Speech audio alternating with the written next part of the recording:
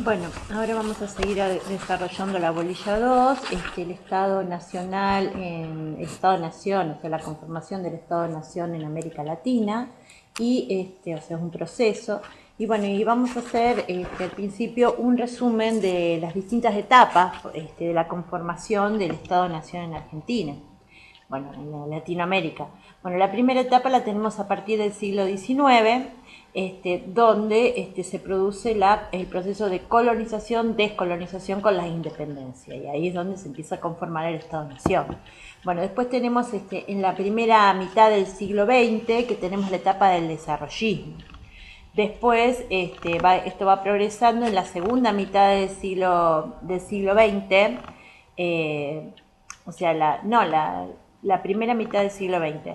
Desarrollismo, proceso desarrollista. Teoría del desarrollo, proceso desarrollista. Después tenemos entre los 60 y los 70 tenemos los movimientos de izquierda, donde la izquierda era la segunda fuerza política dentro de Latinoamérica. Después, entre los 60 y los 80, se produce el periodo de las dictaduras militares con el Plan Cóndor, que es un plan sistemático, que después lo vamos a desarrollar. Después, entre los 80 y los 90, se produce un periodo de transición democrática, o sea, una vuelta a la democracia como sea. Y en los 90 es el neoliberalismo. Eso es lo que vamos a desarrollar en este audio. Bueno, eh, ¿qué pasa acá con el proceso? Primero vamos a hablar de lo que es el desarrollismo. Vamos a arrancar el desarrollismo como una continuación del audio anterior, ¿no? Y decía que la teoría desarrollista consistía en lo siguiente: en tomar el modelo de los países más desarrollados y tratar de hacer lo mismo adaptándolo a nuestro país para llegar al mismo desarrollo que Europa. Bueno, eso era improbable, y hasta decir que probablemente hasta imposible. ¿Por qué? Porque no se puede aplicar, o sea, puede haber muy buena voluntad, pero no se puede aplicar directamente un modelo desarrollista en diversos países latinoamericanos sin tener en cuenta las particularidades de cada cultura. O sea, no es solo una cuestión de voluntad. ¿Por qué? Porque para poder aplicar esa teoría hay que conocer el contexto y hay que tener en cuenta que hay una multiplicidad de factores, que hay una multicausalidad por la cual ha fracasado este proyecto. Por ejemplo, las relaciones de dependencia e inferioridad, desde el centro a la periferia. O sea, ¿qué pasa? El centro impedía crecer a la periferia, lo que habíamos dicho del desarrollo desigual y combinado, ¿no? Bueno, entonces, ¿qué pasa? En las décadas como estábamos desarrollando las etapas, en las décadas del 60 y del 70 hubo muchísimo, en Latinoamérica hubo muchos movimientos de izquierda. Entonces, estos movimientos de izquierda traen como consecuencia un proceso o sea, trae la Guerra Fría, porque hay se dan muchísimas cosas. Tenemos primero el crack del 29, bueno, primero la Revolución Rusa del 17, después tenemos la Primera Guerra Mundial, luego tenemos el crack del 29 donde demuestra que cae el capitalismo. Bueno, después del crack del 29 tenemos empiezan a funcionar el estado de bienestar keynesiano. Bueno, después de eso tenemos el desarrollismo, el periodo de desarrollismo. Después de eso, ¿qué pasa? Empiezan las ideologías de izquierda, empiezan los movimientos revolucionarios de izquierda como focos en toda Latinoamérica, específicamente a partir de la década del 60 en adelante. Bueno, entonces, ¿qué pasa? Para contrarrestar estos movimientos que se estaban extendiendo de una manera importante, sobre todo que venían desde el foco de Cuba hacia el interior, hacia el sur, entonces se pertrecha en un plan sistemático que es el Plan Cóndor. Bueno, pero hay que tener en cuenta una cosa, que ahí en esta década es cuando se inicia la Guerra Fría, que son el eje capitalista contra el comunismo con su economía planificada, ¿no? Bueno, ¿de qué se trató la Guerra Fría? Bueno, la Guerra Fría fue una batalla cultural, económica y política,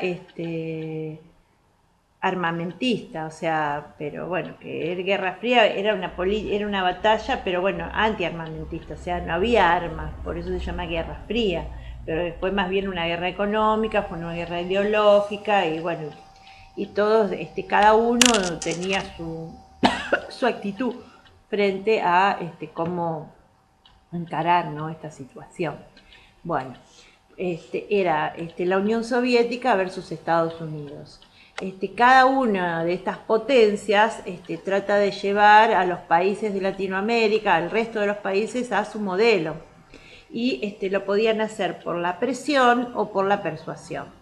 Bueno, por ejemplo, Estados Unidos lo hace a través de la propaganda capitalista, por un lado, persuasión, pero también lo hace a través de la violencia y de la invasión, como por ejemplo lo que son las dictaduras militares, que las dictaduras militares no fueron más que intervenciones de derecha a través de lo que es un plan sistemático de Estado pertrechado por Estados Unidos. ¿Para qué? Para intervenir a las economías nacionales. Lo que se estaba interviniendo en realidad eran las industrias, porque en nuestra industria nacional, por ejemplo, ya se habían empezado a desarrollar tanques, aviones, automotores, armas, industria pesada. Entonces, ¿qué pasa? Todo eso fue detenido y desmantelado por las dictaduras militares. ¿Por qué? Porque era porque el objetivo del modelo capitalista justamente era eso, intervenir la economía de los países del sur, desmantelar la industria de los países del sur y por otro lado frenar los movimientos de izquierda, pero sí en realidad alinear todo hacia la derecha, o sea, pero en sí en realidad sí es verdad que la izquierda era una amenaza, pero en realidad lo que buscaban es utilizar estas ideologías para neutralizar a la competencia, ¿no? Eso era el trasfondo de todo esto. América Latina. Bueno, América Latina se empieza a difundir lo que es el socialismo a través de los movimientos que vienen desde la Revolución Cubana. Había muchos intelectuales que se iban a formar a Cuba en la Revolución. Bueno, ¿qué pasó con Chile? Bueno, Chile era en su momento un estado democrático, donde había llegado Allende al poder y fue derrocado por Pinochet. Y es el que instauró el neoliberalismo, el primero que instauró el neoliberalismo en Latinoamérica. Bueno, luego viene el intervencionismo de América Latina. Luego del intervencionismo que hubo en América Latina, digamos que no hubo proyectos partidarios, pero sí muchos movimientos revolucionarios. Tenemos la Revolución Cubana, tenemos la Revolución Sandinista, que es la Liberación Nacional de Nicaragua, Sandino, Nicaragua. Tenemos el Sendero Luminoso en Perú y tenemos el Ejército Revolucionario del Pueblo en Argentina. Bien. Después, en Chile, la dictadura fue tan pero tan fuerte que disolvió para siempre a lo que es el socialismo, porque fue muy fuerte. Bueno, después decimos que en la década del 70, la izquierda, que eso está acá en el cuadro, en la década del 70, la izquierda era considerada, 60-70, la izquierda en Latinoamérica era considerada una segunda fuerza. Siempre fue la segunda fuerza. Y ¿qué pasa? Las fuerzas, o sea, el capitalismo o el socialismo siempre, digamos que el objetivo es la esfera material, que es la búsqueda del bienestar social. Lo que sucede es, la pregunta es cómo, el cómo. Entonces, ¿cómo se busca el bienestar social? Esa es la diferencia en cuanto a las políticas. Bueno, acá viene lo que es una clasificación de la izquierda. ¿Cómo puede ser la izquierda? La izquierda puede ser democrática, puede ser moderada, puede ser extremista y puede ser de centro izquierda. O sea, la izquierda puede ser democrática, moderada, extremista y de centro izquierda. Y la derecha puede ser de centro derecha o puede ser derecha extrema, como es la de Bolsonaro. Bueno, después decimos que en este periodo de los 60, 70, en América Latina, bueno, lo que habíamos dicho, que en América Latina había, la izquierda era una segunda fuerza. Y la izquierda a su vez tiene dos clases, la izquierda reformista y la izquierda revolucionaria. Bueno, tenemos, por ejemplo, tenemos que decir que a partir del año 55 también hay que nombrar algo de historia, decir que en el año 55 Perón estaba proscripto, no se podía decir ni siquiera el nombre. Bueno, porque esa es una revolución, también una dictadura. Bueno, entonces, en esa fecha, esto ves ahí me había quedado medio descolgado. En esa fecha se crea lo que es la resistencia peronista, y esos eran los montoneros. Los montoneros entonces formaban parte de lo que es la resistencia peronista, porque esperaban el retorno de Perón. El nombre de montoneros viene de aquellos movimientos del siglo XVIII que era para proteger a los caudillos. Los montoneros, o sea, digamos, era una izquierda reformista, no revolucionaria. ¿Por qué era reformista? Porque el peronismo se mueve, trabaja en la esfera capitalista, o sea, no se sale de la esfera capitalista.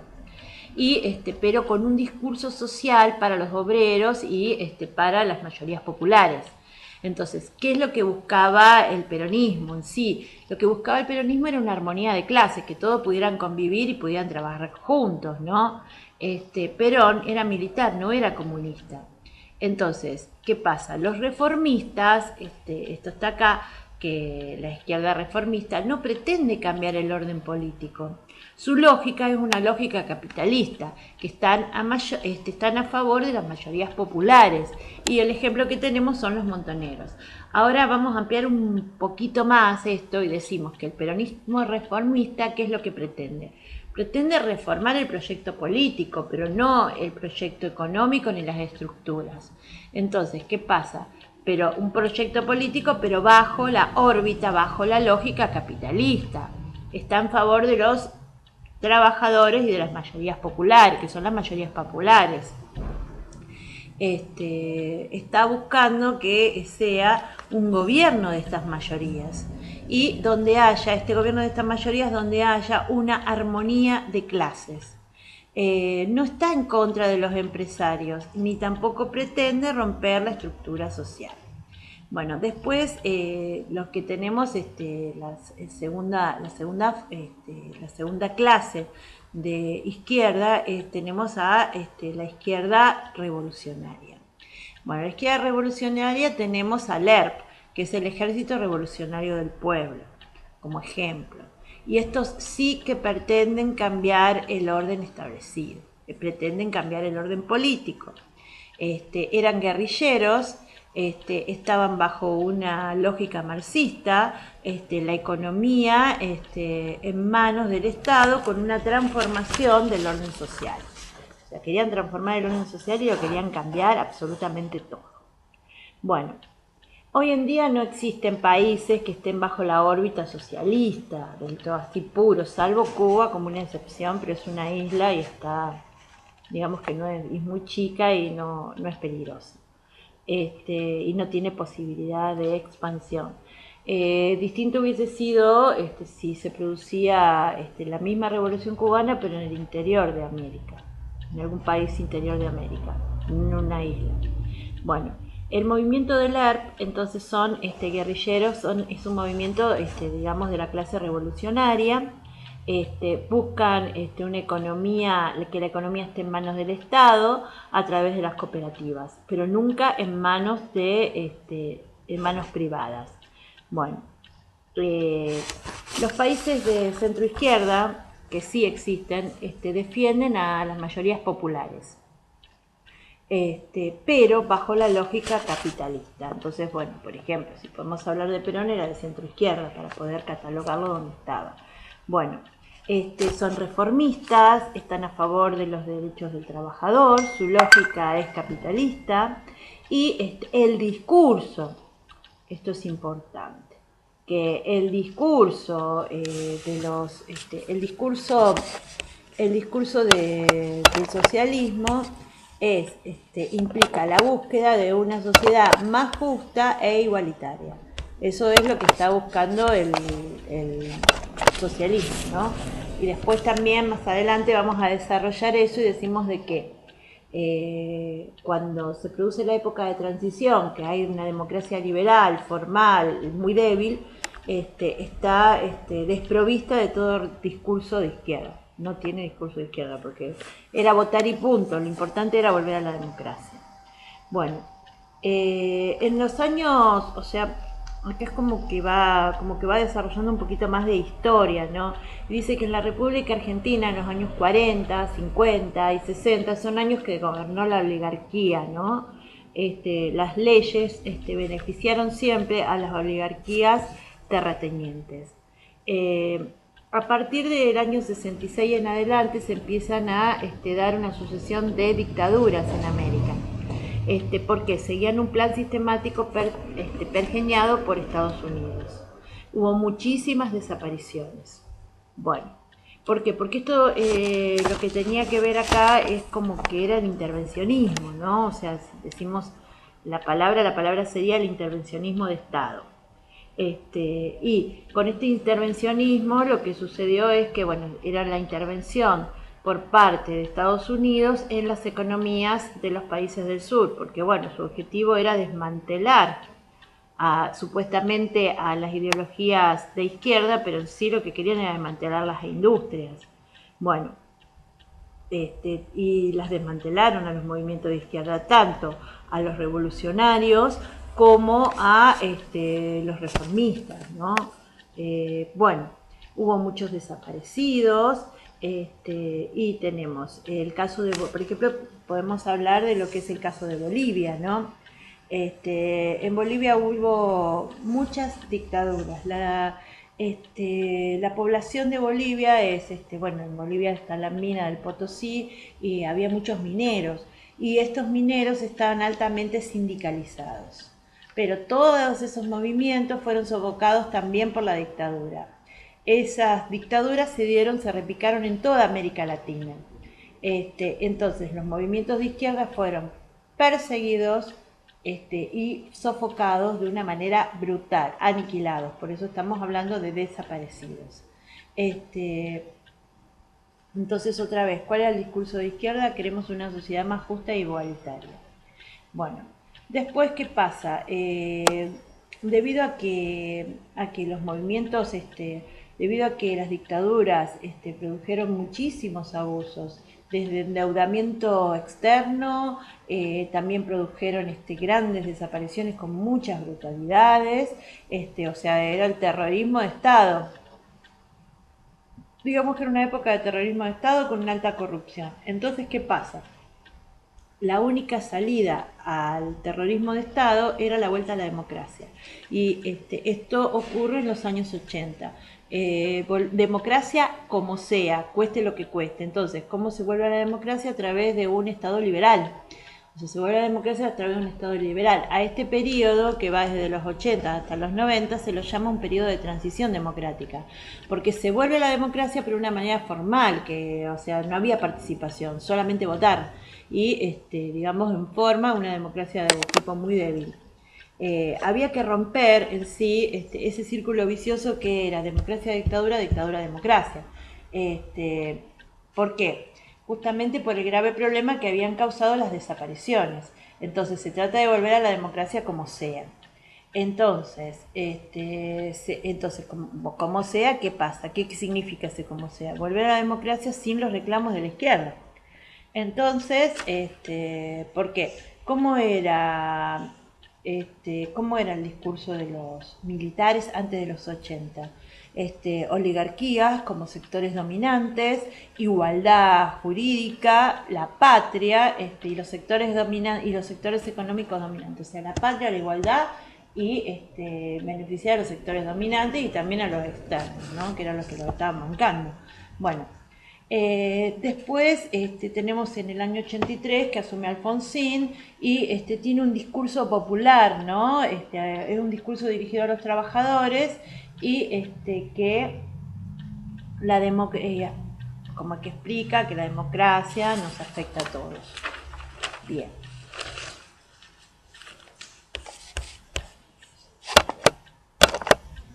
Porque sigue. Bueno, después tenemos ¿cómo eran los radicales? Bueno, los radicales, bueno, el partido radical se funda en 1890 con Leandro N. Alem. Y tenía ese dicho, dice que se rompa pero que no se doble. Ese era su discurso, que somos como el junco, que se dobla, que se rompa, pero que no se doble. Bueno, entonces que se rompa el partido, pero que no se doblen las ideas, eso es, que se rompa el partido, pero que no se doblen las ideas, que no se traicionen. Entonces, acá dice que no se traicionen las ideas sería el radicalismo, bueno, eso no ocurrió. Ahora, la democracia era considerada la única posibilidad de salir de la opresión y de la masacre de las dictaduras. Voten, no importa si no comen, voten porque lo importante es volver a la democracia y devastar a la dictadura. Bueno, entonces, como habíamos dicho antes, se produce lo que es un periodo de transición, con una democracia liberal muy débil, pero lo mejor dentro de lo peor. ¿Por qué? Porque se trataba de cumplir formalmente con la Constitución. Bueno, ahora lo que explica acá, que es como que va y vuelve el apunte, pero lo que explica también ahora es el Plan Cóndor. Bueno, el Plan Cóndor es un plan que ha sido diseñado por Estados Unidos. Y lo que querían era cerrar como un efecto llave a América Latina, como una llave, a través de lo que son las dictaduras militares, ¿no? ¿Y para qué era eso? Para evitar el socialismo. Entonces empiezan a surgir focos de dictaduras en toda Latinoamérica, en distintos países. Se trata de un plan sistemático, fue gestado por Kissinger a través del Pentágono, y este plan arranca en el sur, en el cono sur, en América, en Argentina y en Brasil, que eran las potencias, y digamos que, y en Chile también, pero se expande este plan Cóndor, se expande para el resto de Latinoamérica, a efecto de llave como para cerrar el sur, el cono sur, cerrar el cono sur a el avance de las ideas socialistas. ¿Para qué? Justamente para combatir, o sea, el objetivo era combatir todos aquellos movimientos de izquierda que venían gestándose entre los 60 y los 70. Esos movimientos que fueron surgiendo en distintos países de Latinoamérica eran una imitación de la Revolución Cubana. Tenemos a Sandinista para la liberación de Nicaragua, tenemos a Sendero Luminoso, tenemos a LERF en Argentina. Bueno, esos son los movimientos. Bueno, después tenemos que el Plan Cóndor fue para contrarrestar, otra vez lo estamos diciendo, el Plan Cóndor fue para contrarrestar todo aquel movimiento revolucionario que se venía gestando, o sea, que tenía su origen en Cuba, o sea, desde Cuba se empieza a extender hacia el sur. Entonces, ¿qué pasa? El socialismo para el capitalismo era una gran amenaza y había que contrarrestarlo. Entonces, por eso, otra vez, el Plan Cóndor lo que hace es cortar el avance del socialismo hacia el sur, el avance del comunismo hacia el sur.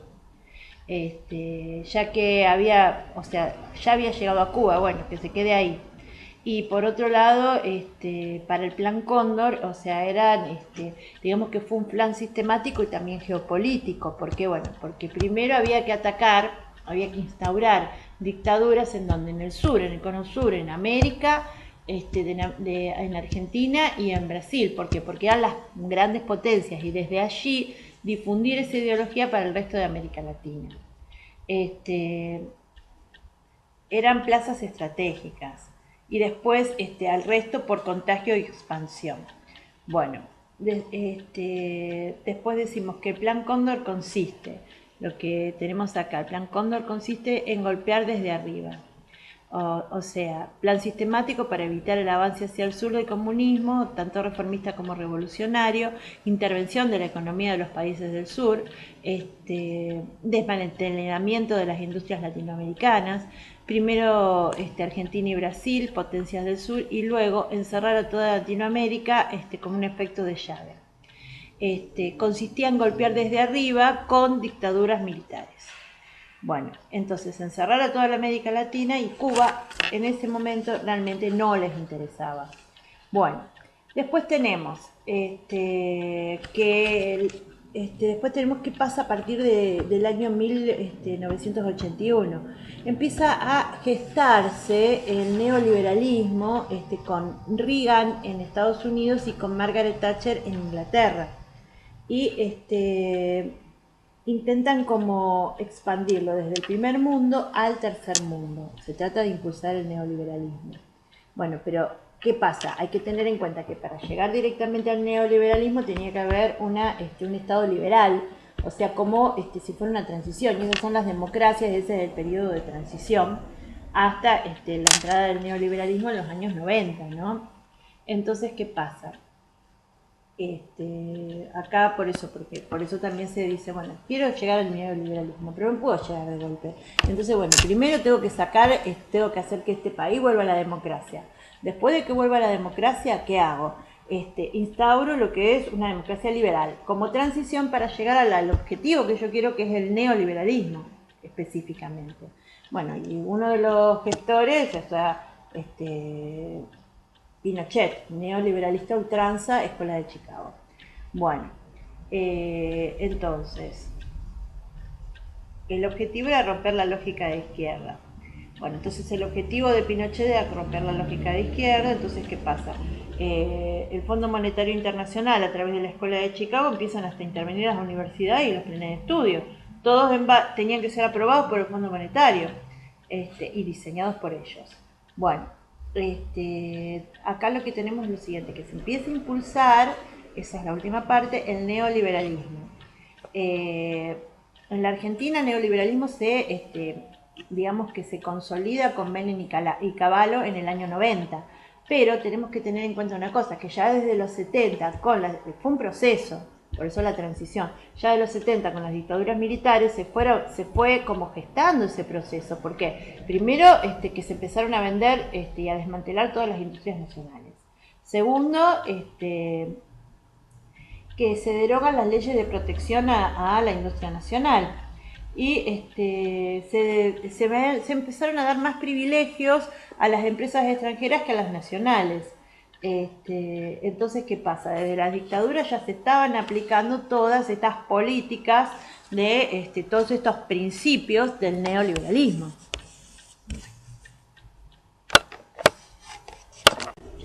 Bueno, y vamos a continuar con la bolilla número 2, que es el Estado en Latinoamérica, con las etapas del 90 al 2001, de la formación del Estado-Nación en Latinoamérica.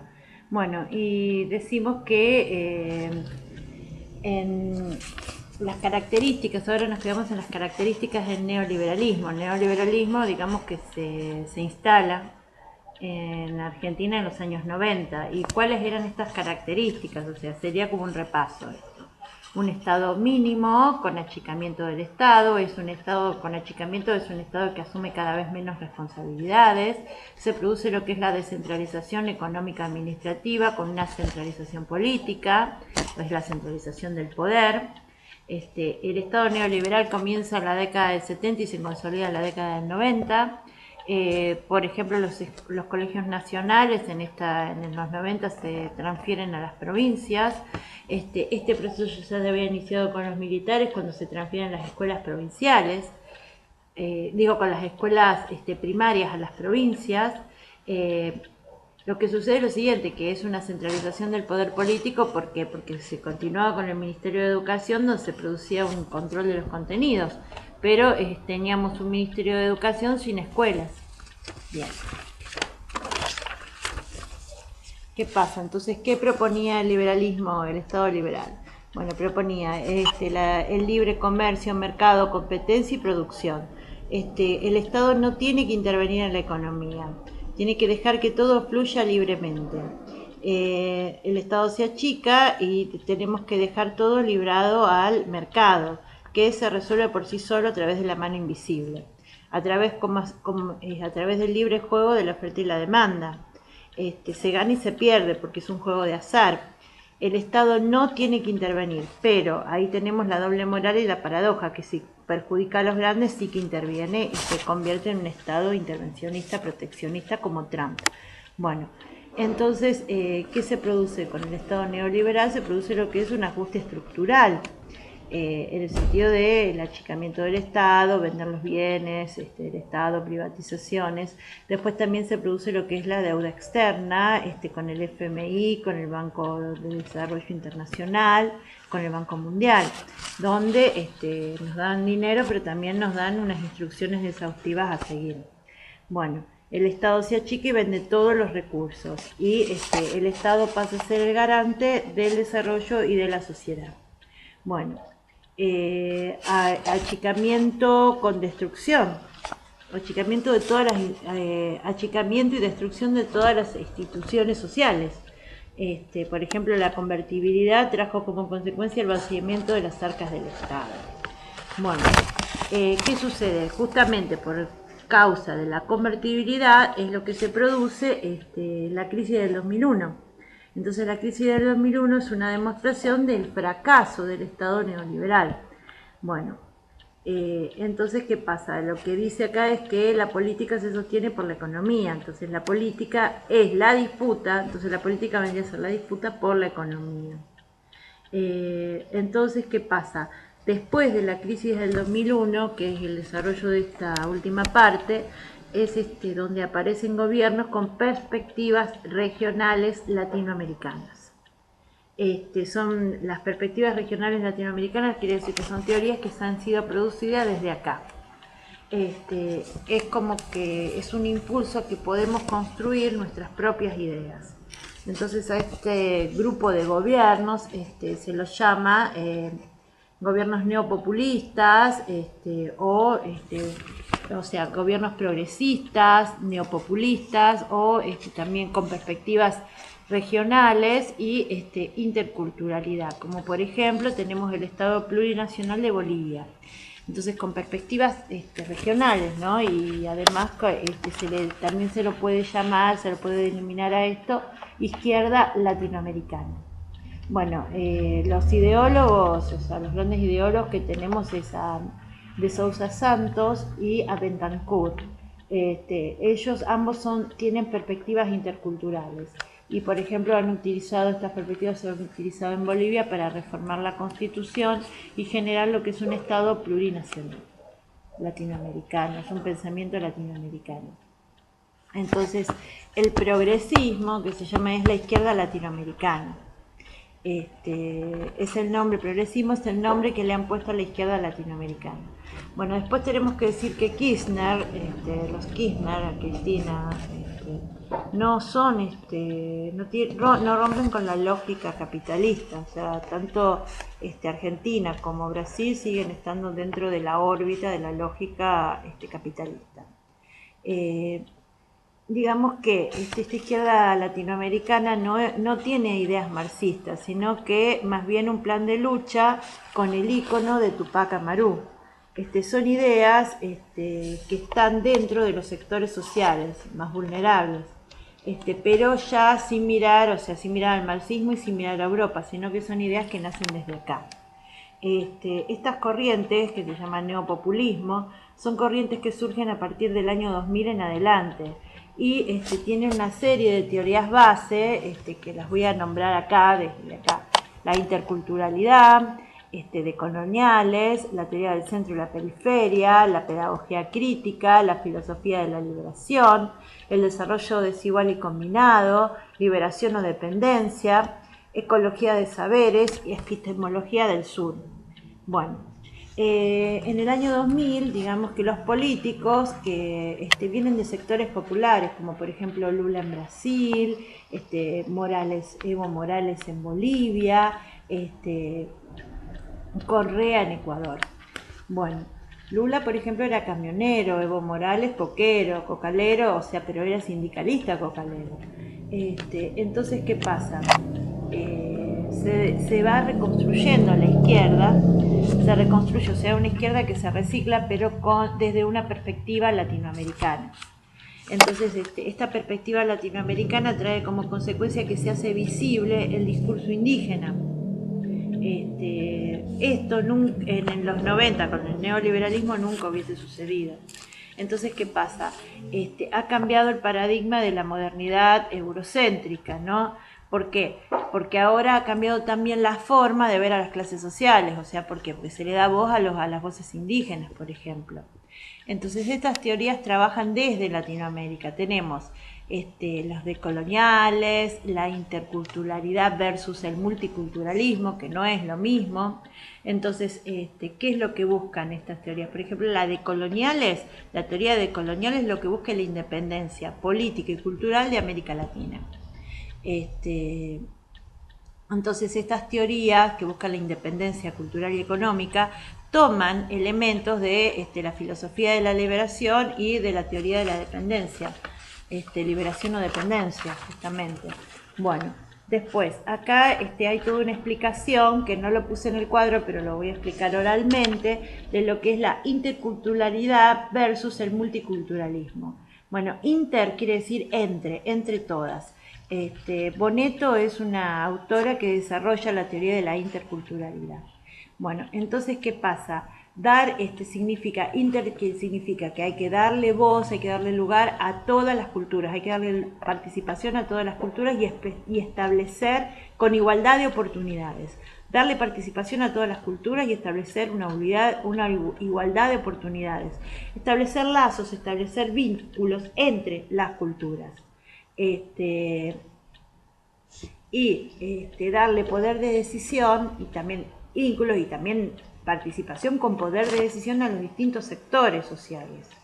Que desde cada etnia, desde cada pueblo se pueda construir en un plano de igualdad esa sociedad. Esto es lo que ocurrió claramente en el Estado plurinacional de Bolivia, donde se organizaban asambleas que utilizaban la estructura del Ayllu, que eran comunas familiares, familias pensadas desde el punto de vista extensiva, familias extensivas.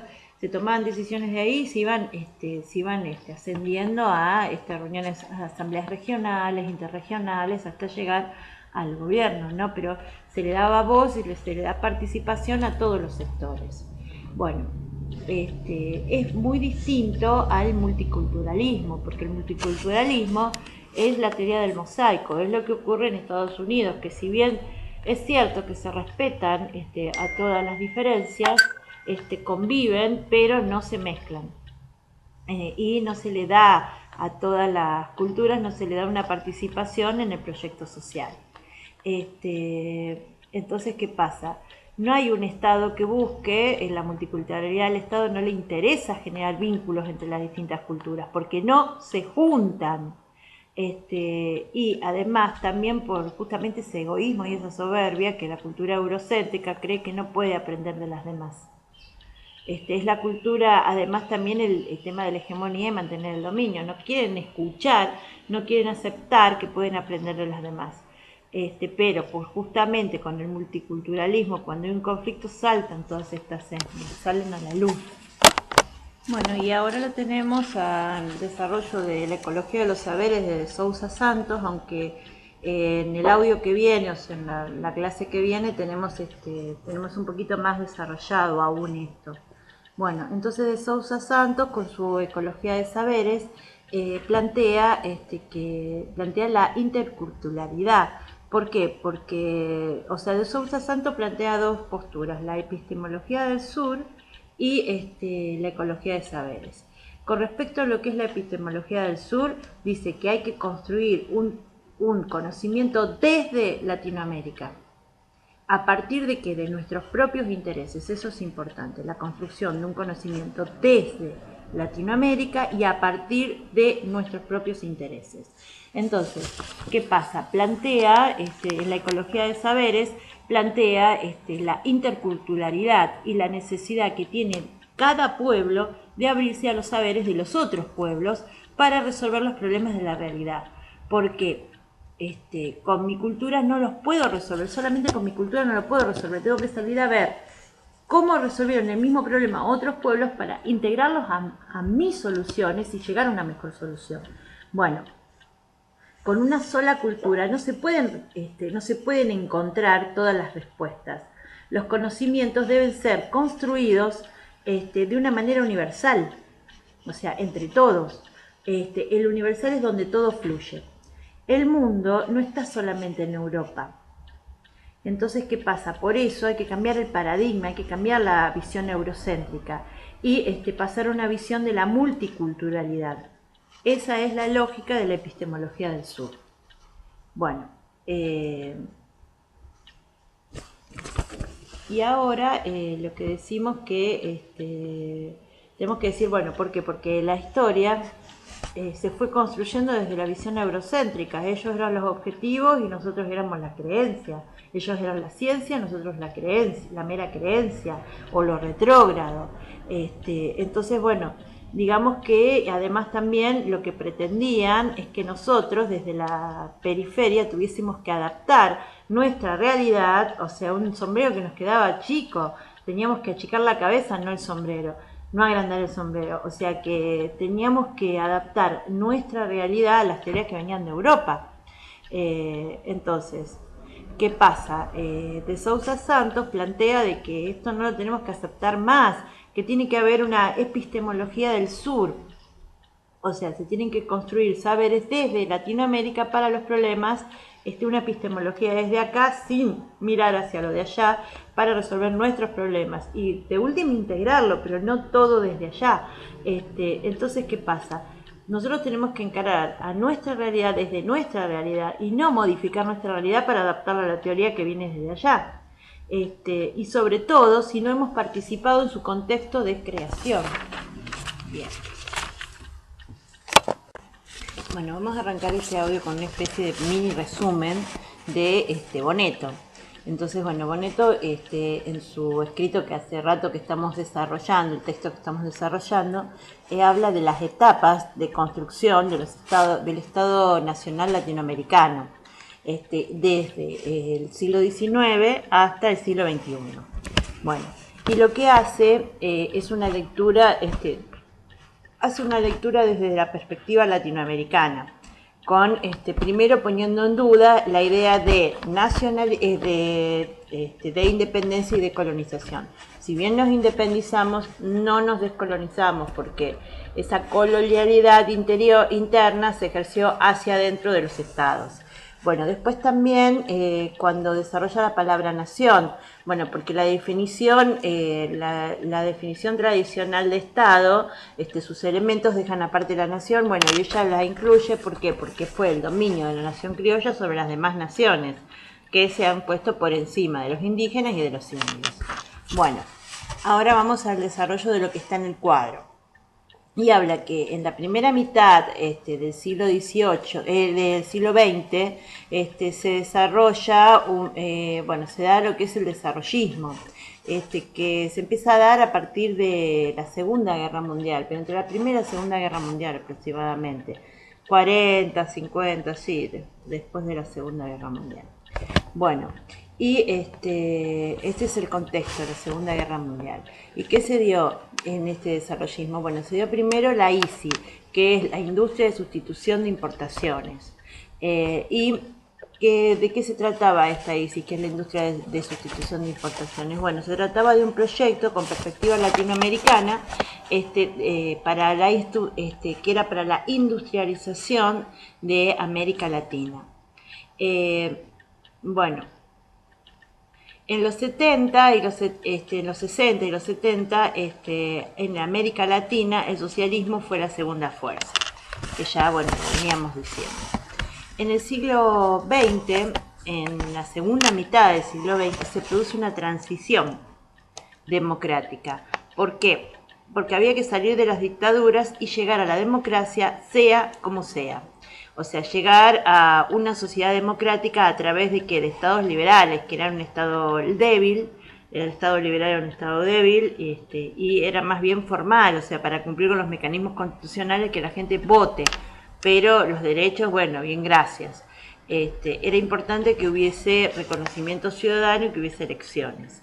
En las décadas del 60, del 50, 60, 70, hubo una presencia muy importante de los movimientos revolucionarios de izquierda, y tanto la izquierda reformista como la izquierda revolucionaria. A esto reacciona, bueno, también donde se da esto en el contexto de la Guerra Fría. Bueno, a esto reacciona Estados Unidos con lo que se llamó el intervencionismo, que es y el Plan Cóndor, a través del plan Cóndor, Kissinger, Pentágono, bueno, que se colocan a dictaduras militares con un efecto llave, encerrando a toda Latinoamérica,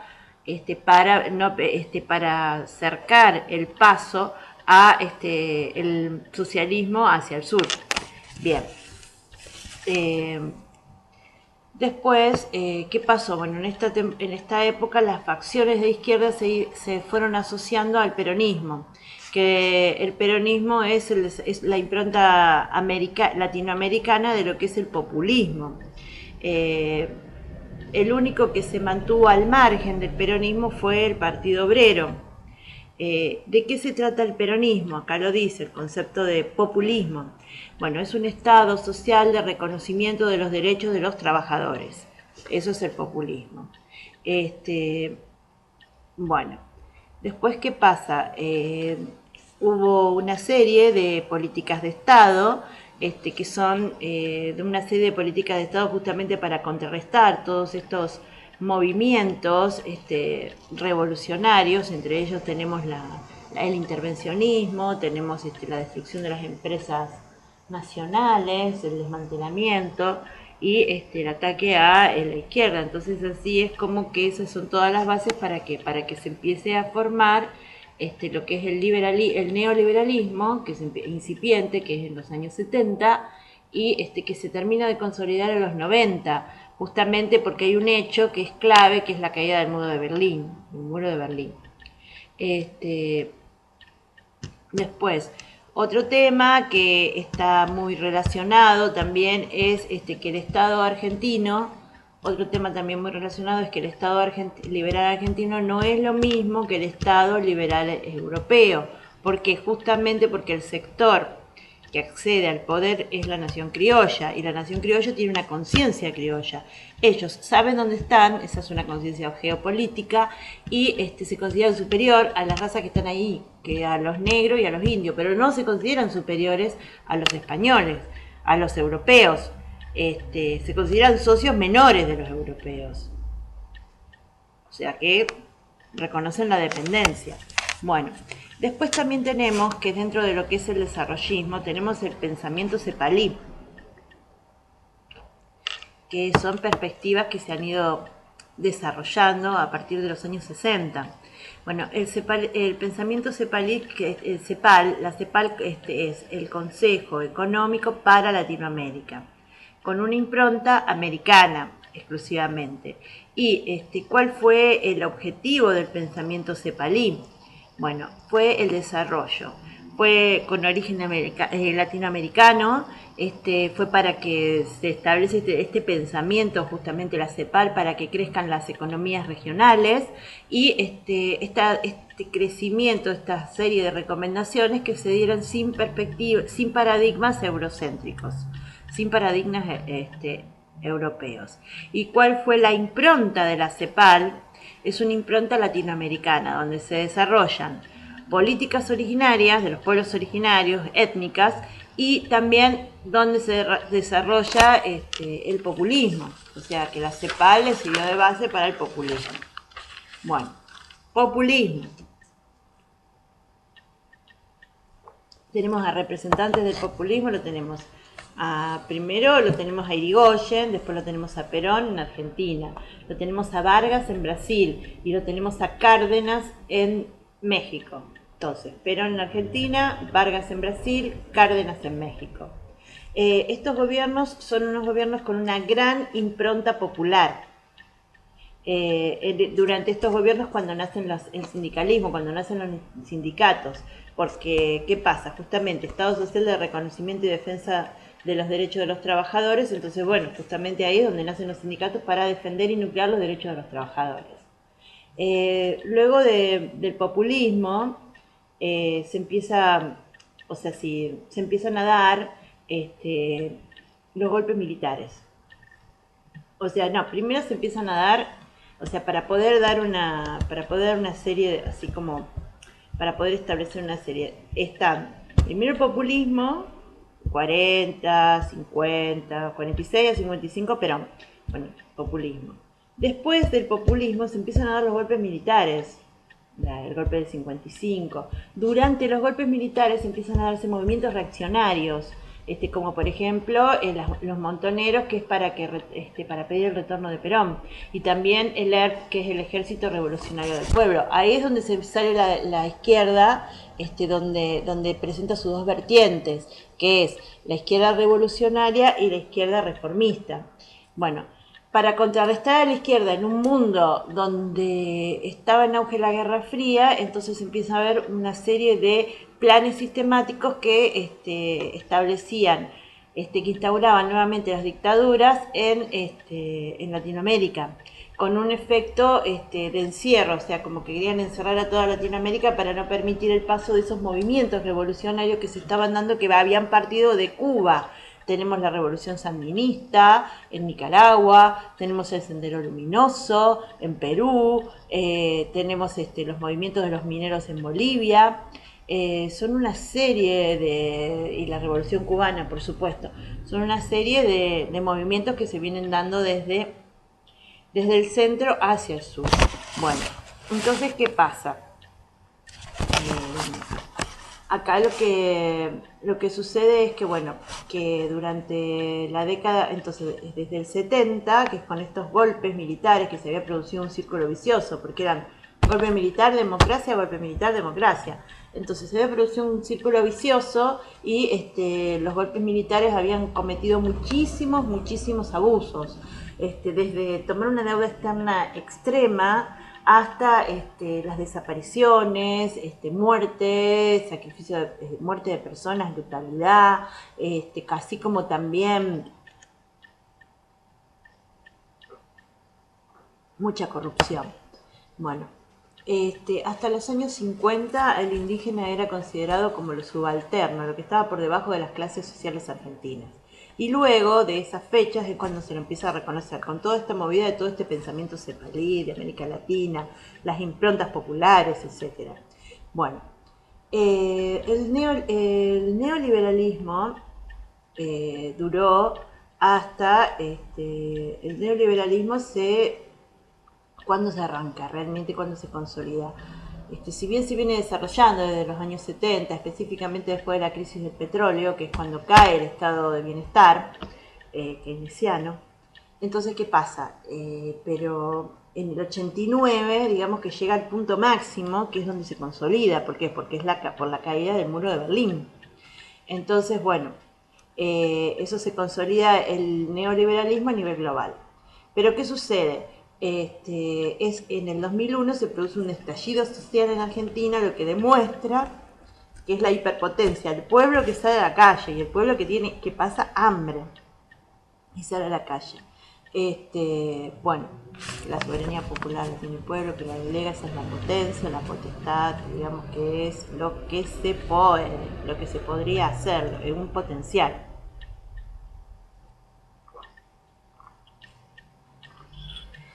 Bueno, entonces la hiperpotencia es ese ejército de reserva que seduce. Bueno, entonces, ¿qué pasa?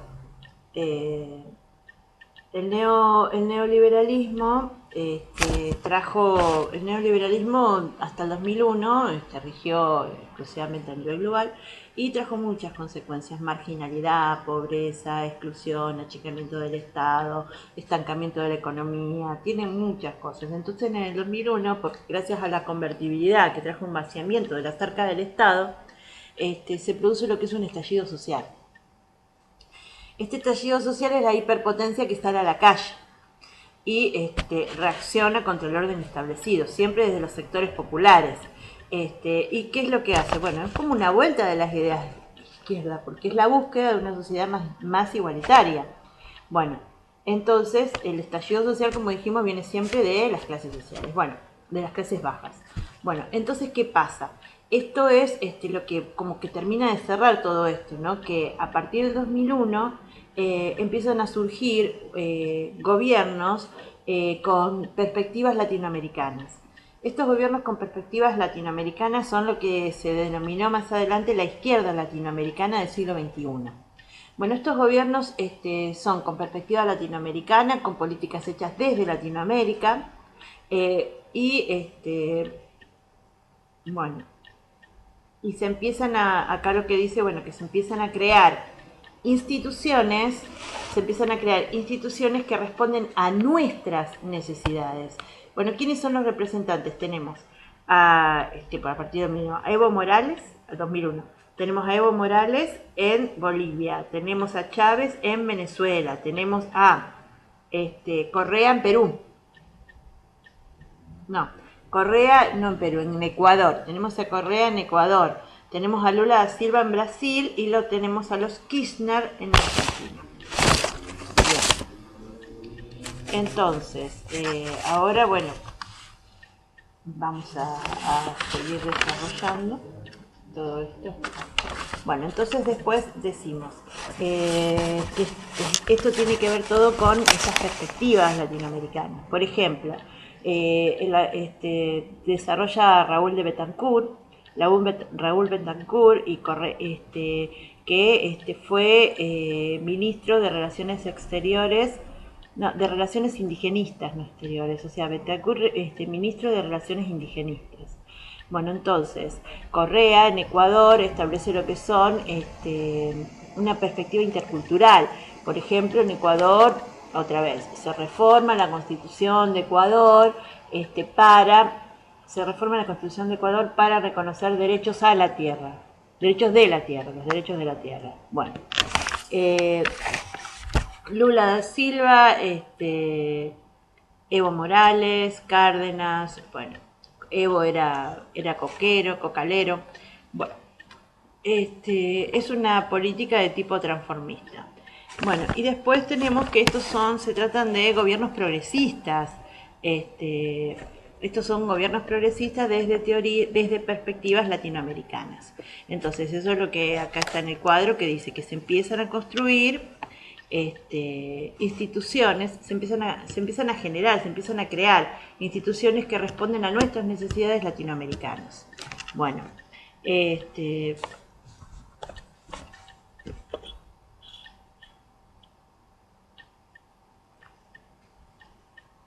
bien. Y después tenemos acá lo que dijimos antes del muro de Berlín, que cae ese muro en el 89, o sea, tenemos acá, estamos desarrollando el texto de clase, pero bueno, está todo ordenado ahí en el mapa mental. Entonces tenemos en 1989, ¿qué es lo que sucede? Un hecho fundamental, cae el muro de Berlín. Y esto es un símbolo, es el símbolo del comunismo a nivel global. Al caer el muro de Berlín quiere decir, o sea, lo que se interpreta es que cae el comunismo a nivel global y es como que se le da vía libre al neoliberalismo.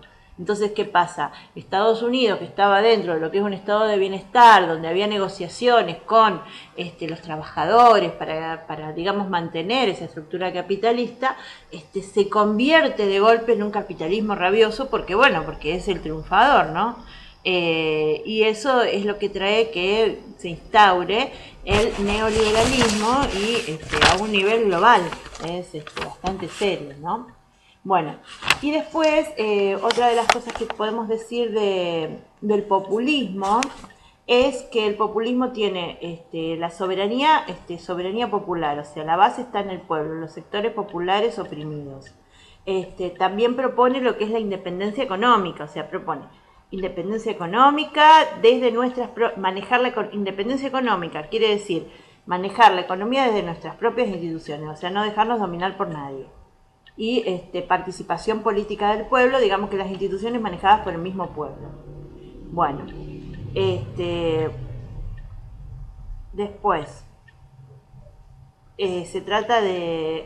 y otra de las cosas también muy importantes es que el populismo es un movimiento que es, así también como los movimientos indigenistas, como las políticas originarias, son movimientos originales de Latinoamérica, no surgieron en otro lugar. Y digamos que ponen su base, la base está en los sectores populares. Arranca desde Irigoyen, son sectores populares que por primera vez tienen acceso al voto. Entonces tienen acceso al voto y digamos que se empodera al pueblo. Es la primera, desde Irigoyen, o sea, con origen de Irigoyen, es la primera vez que gran parte que participó gran parte del pueblo. Bueno, y en este audio la autora Bonetto va a desarrollar lo que es la epistemología del sur, la ecología de saberes, la epistemología del norte, así también como va a desarrollar lo que son los estados progresistas y las características de la izquierda latinoamericana. Pero bueno, vamos a hablar todo de una contextualización. Bueno, las perspectivas regionales tienen su base ideológica en varias teorías que son de perspectiva latinoamericanista, americanista. Tenemos la teoría de coloniales, la teoría de la interculturalidad. Bueno, dentro de la de coloniales, bueno, esta teoría de coloniales quiere decir que hay que descolonizarse, hay que independizarse tanto cultural como económicamente de los países del norte. Bien, entonces, ¿qué pasa? Todas estas teorías, bueno, están todas conectadas unas con las otras.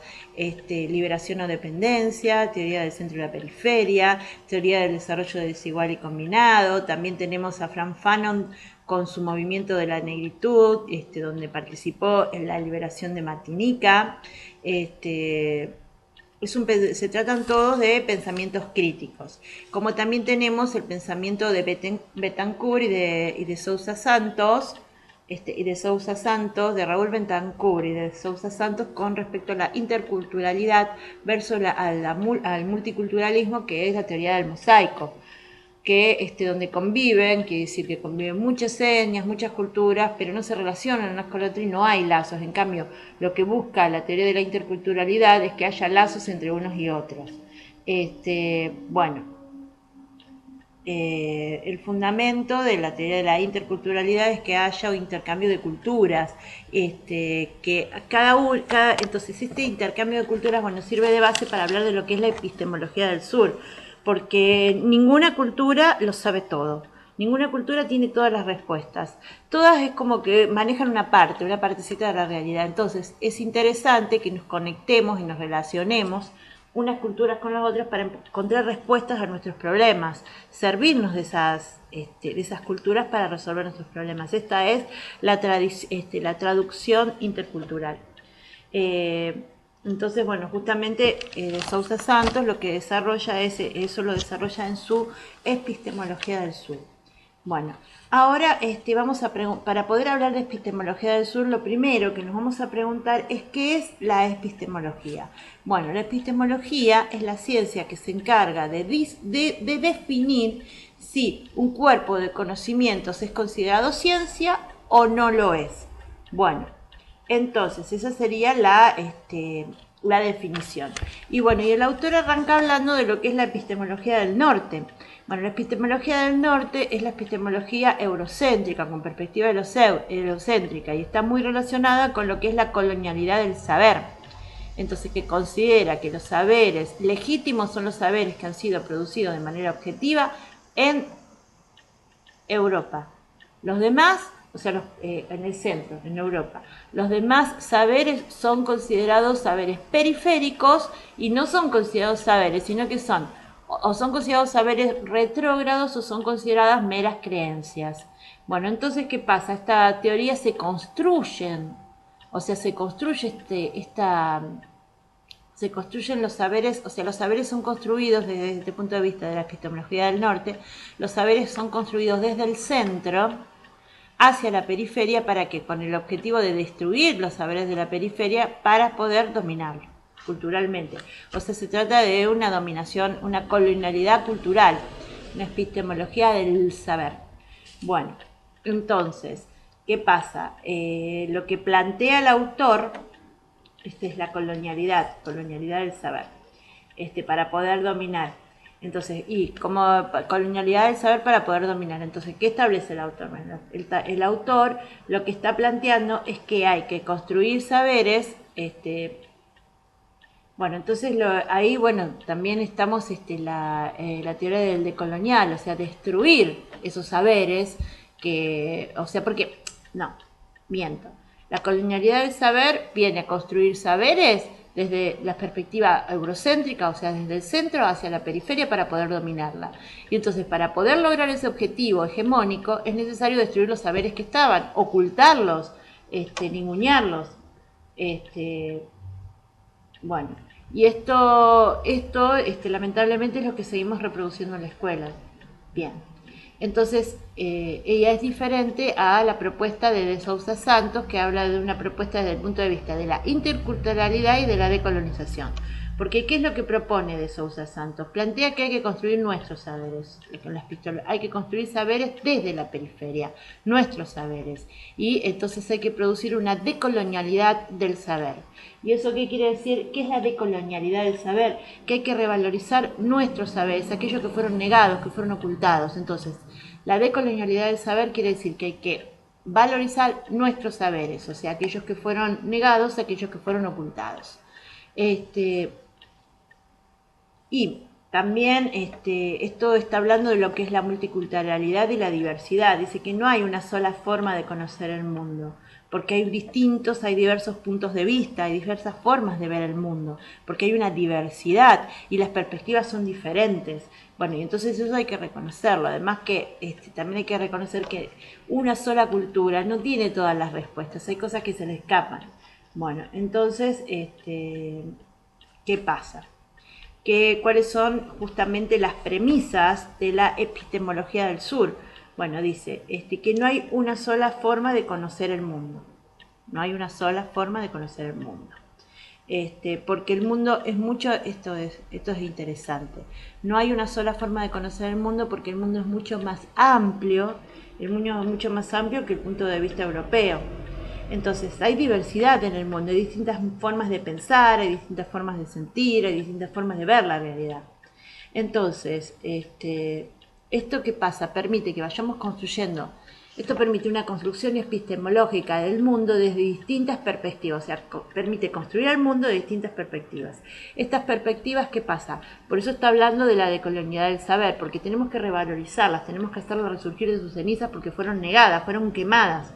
Bueno, fueron ocultadas, estas premisas fueron negadas, fueron ocultadas a través de la historia, de una manera bastante fea por Europa. Bueno, entonces de ahí surge, de este mismo autor, surge lo que es la ecología de los saberes. Bueno, entonces, ¿qué dice esta ecología de los saberes? La ecología de los saberes es un poquito lo que habíamos dicho antes, que ninguna cultura tiene todas las respuestas.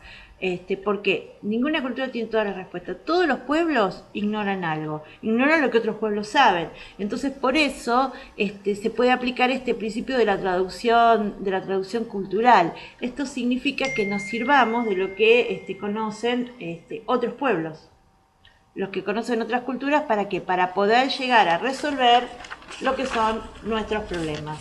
Bueno, y ahora viene otro tema que está como relacionado, que es los estados progresistas.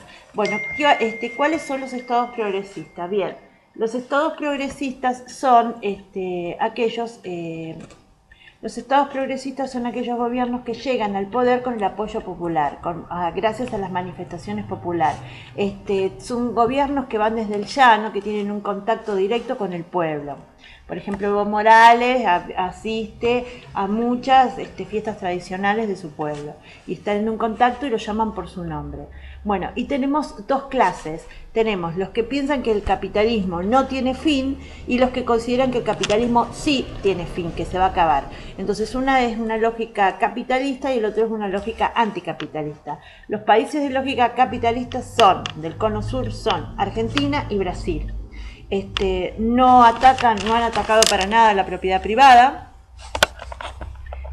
digamos que no se modifica la propiedad privada y lo que buscan es, sí es verdad que buscan el reconocimiento de los derechos de los trabajadores a través del Estado, pero lo hacen desde una lógica capitalista industrializada.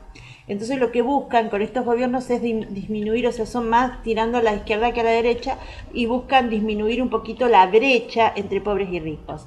En cambio, los pueblos que consideran que el capitalismo, o sea, los gobiernos progresistas que consideran que el capitalismo sí se va a acabar, esto es una lógica anticapitalista y son Bolivia, Ecuador, Perú,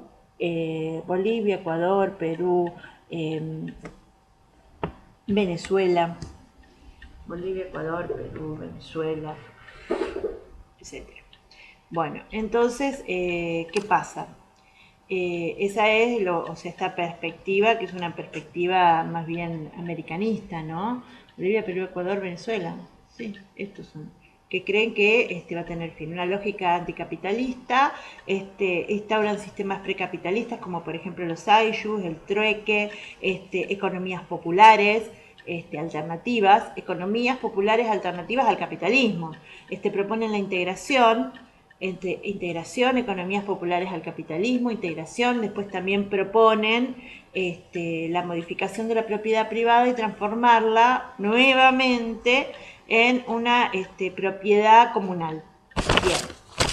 Bien. Bueno, estos son los estados progresistas que tienen un contacto directo con la gente.